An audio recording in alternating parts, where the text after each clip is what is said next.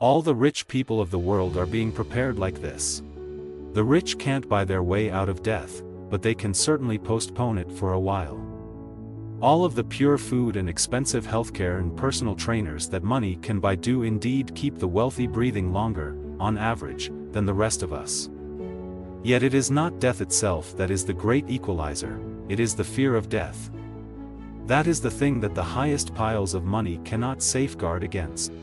The futility of all of those meticulous attempts to maximize lifespan is revealed by death's approach. Much of the behavior of the world's wealthiest people can be understood as a pitiful attempt to stave off something that is unstoppable, like a person throwing their hands up to stop an oncoming freight train. For all of us languishing in the masses of regular folkdom, this is our consolation. We cannot match the world's greatest fortunes, but we can take solace in the knowledge that they are being wasted on mankind's oldest folly.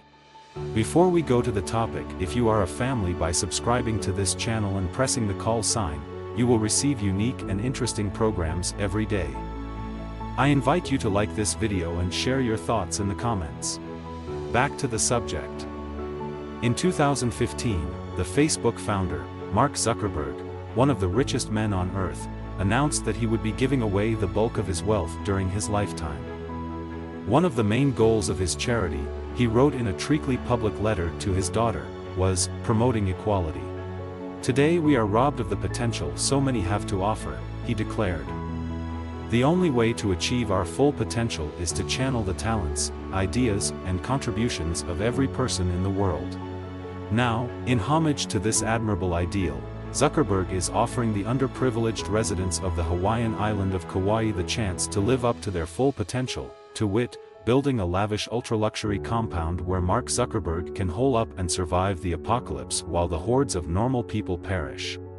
As the journalist Guthrie Scrimgeour details in a staggering investigative story for Wired magazine, Zuckerberg has spent almost a decade buying up land on the island for the construction, now well underway, of a sprawling, 1,400-acre compound of mansions, treehouses and tunnels.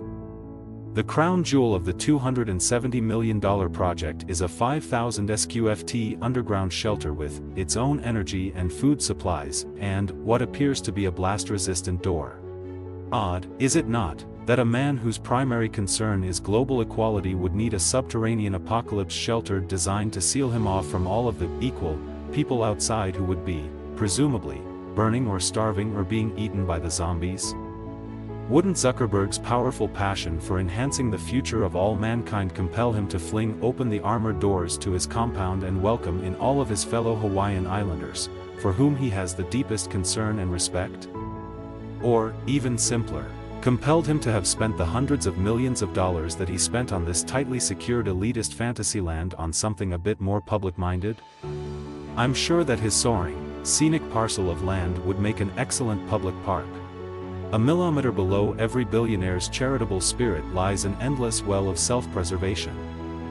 This sort of desperate planning for the end times gives the lie to everything that Zuckerberg and his moneyed peers say about the rising tide that lifts all boats.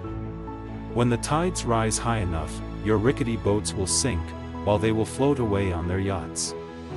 Every charitable check can be seen as a tranquilizer dart, designed to pacify the public just enough that they won't start wondering why the nice plutocrat who came to their island and bought all the land built such a big wall around it all. The most fervent quasi-religious hope of every billionaire is that he can have it all, that he can both bask in opulent wealth and be a good person, beloved by one and all. Unfortunately for the rich, this hope will always be revealed as an impossible dream. Moral philosophers have long pointed out that the mere act of giving away some money does not absolve you from the responsibility of doing something ethical with all the rest of your money. To feed one hungry child and then let 1,000 more starve as you build your mansion is not an act that balances the scales of right and wrong. In a resource-constrained world, there is no escaping the moral imperative for the wealthy to use their stupendous resources to help the needy as much as possible. There is no buying your way out of that situation. The indulgences that the Catholic Church used to sell to escape the effects of sin were, we all now recognize, a scam. The charitable foundations of modern billionaires can be understood the same way. Like Ozymandias, Mark Zuckerberg may one day learn the hard way that all of his planning has been for naught. Of all the problems that the existence of billionaires creates, the biggest is simply the fact that having that much money gives individuals too much power. Sure, you, the average person, might get drunk and dream about buying up an entire town's worth of land to build your exclusive treehouse survivalist kingdom, but you don't have the means to actually do it. And that is a good thing. When society allows people to get 10-figure net worths, all of the most idiotic fever dreams of the human mind begin springing into reality. That is not progress. Capitalism's tendency to grant godlike powers to the sort of people that are sociopathic and tasteless enough to accumulate billions of dollars is one of its most embarrassing flaws. But, like Ozymandias, Mark Zuckerberg may one day learn the hard way that all of his planning to elevate himself above the risks of the mortal world has been for naught. If the apocalypse does come, hurling us all into a state of nature, the first thing that is going to lose all of its value is money. The security guards that you hired to protect you are going to think more about protecting themselves. The construction workers who built your compound will know where all the food is hidden. The mighty billionaire boss will inevitably find that no pile of gold is high enough to keep away fate. Should have been a socialist, Mark. If the worst happens, then at least you would have had some comrades who you wouldn't need to pay to watch your back. So what do you think? I will throw the question to you and I will end today's program here. All the rich people of the world are being prepared like this.